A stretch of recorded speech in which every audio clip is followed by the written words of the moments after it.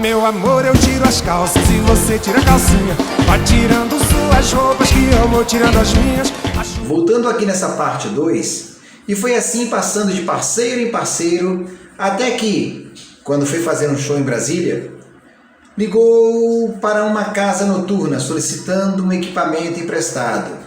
E enquanto aguardava na linha, ouviu Renner cantando naquela casa e quis conhecê-lo. Dentro das individualidades de cada um da dupla, uma essência ímpar foi elaborada. De um lado, Rick cresceu ouvindo músicas populares cantadas por seu pai nas feiras do Tocantins e rádios sertanejas de Goiás. Na outra ponta, Renner se deliciava com os acordes e letras de Legião Urbana, Capital Inicial, e os paralamas do sucesso. Tira a roupa que eu vou ajudar você. Tira a roupa do varal que vai chover. Em 1986, iniciaram seus trabalhos como Rick e Renner.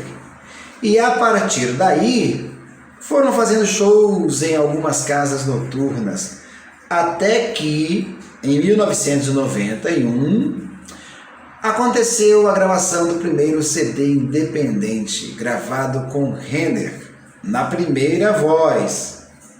Em um dos seus shows, são assistidos por nada menos que Zezé de Camargo e Luciano.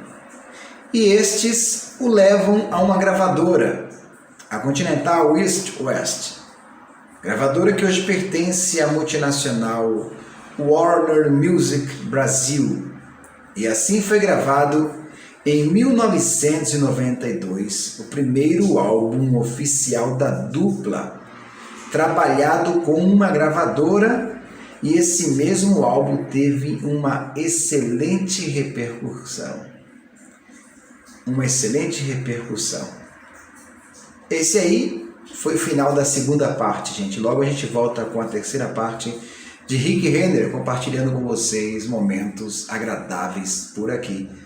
Deixo o meu abraço e até o próximo vídeo. E se você gostou, você pode deixar seu like e inscrever-se no canal. Um abraço e estamos conectados.